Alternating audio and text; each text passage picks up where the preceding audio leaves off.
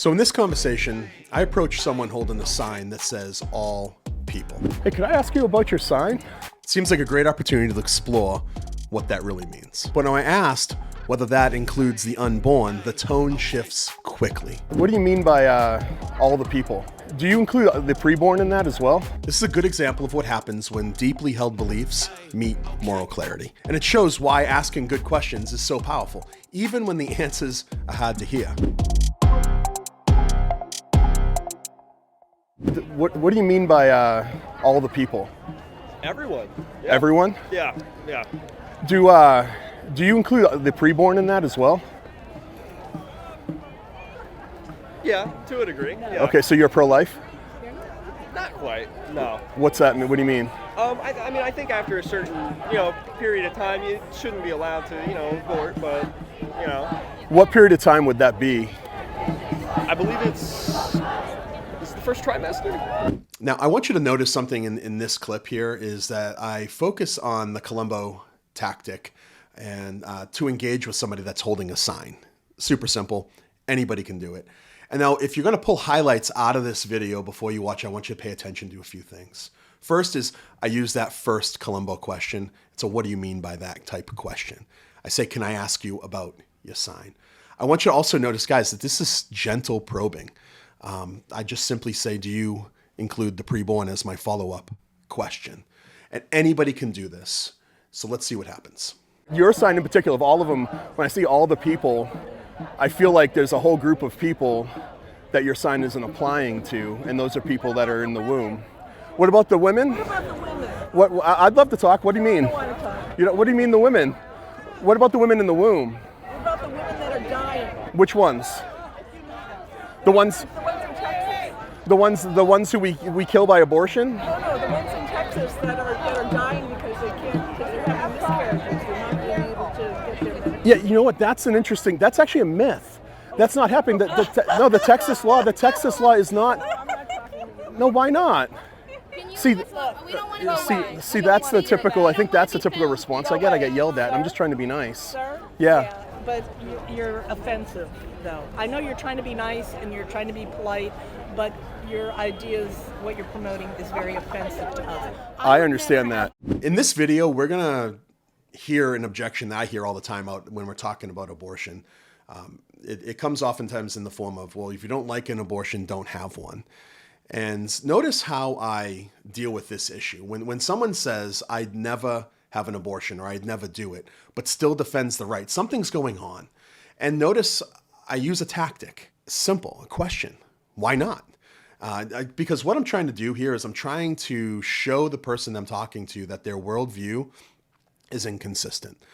They have a personal conviction that doesn't line up with their public position. I want you to notice that in this video also there's a pretty severe logical fallacy.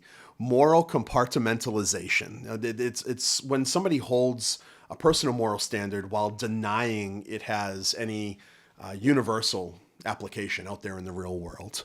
So let's take a look. I have 2 children.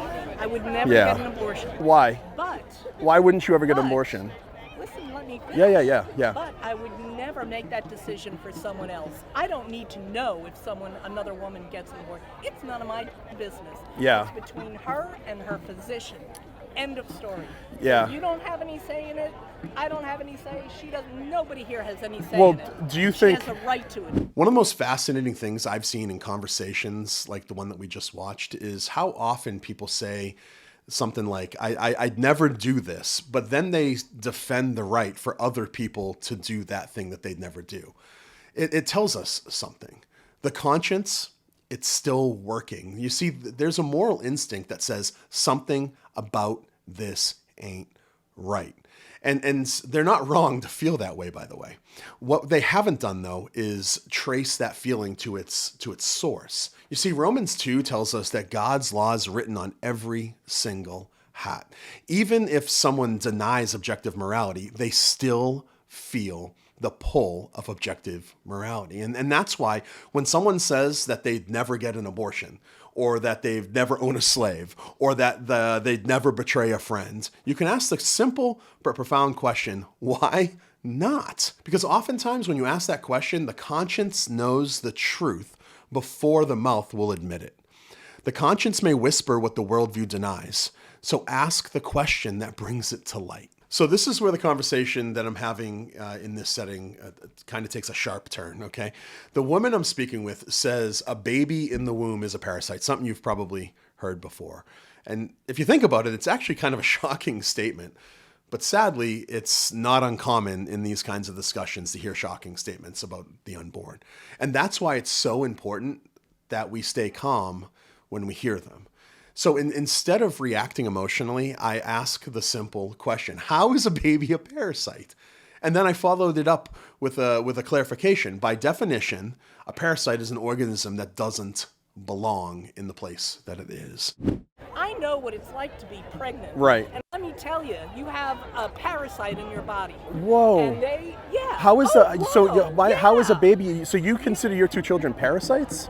They were as when they were in the womb, because they took everything from it. Now, I'm not saying I enjoy being pregnant. I love my children. By definition, granddaughter is here. but by definition, a Don't give me parasite your is an definition. organism that doesn't I don't wanna belong give there. you your don't give me, I'm Do you not see what's gonna go- happening? See how aggressive she's gotten with me? I was just trying to have a good conversation about all, because his sign I'm says not all aggressive people. Because I'm talking? Is that aggression to you? Well, it seems like I you're feel aggressive. It's passion, okay? Okay. Okay, that's passion. I'm glad that you're passionate about killing You should be. unborn human beings. They are not human beings. They're What not are human they? beings until they're born. You see, my goal here isn't to embarrass this lady either. It's to expose how extreme and, well, really unscientific some of these claims have become. And keep in mind, guys, that when people resort to dehumanizing language, they're usually trying to reduce a moral weight of what they're defending. They're trying to lessen the impact, maybe even in their own conscience. But truth and science, they don't support that language in this instance. A baby isn't a parasite. A baby's a human being at an early stage of development, and it's residing, dwelling, living in the exact place it's meant to be. So when someone calls the unborn a parasite, don't panic. Just ask for a definition and let clarity do the hard work for you.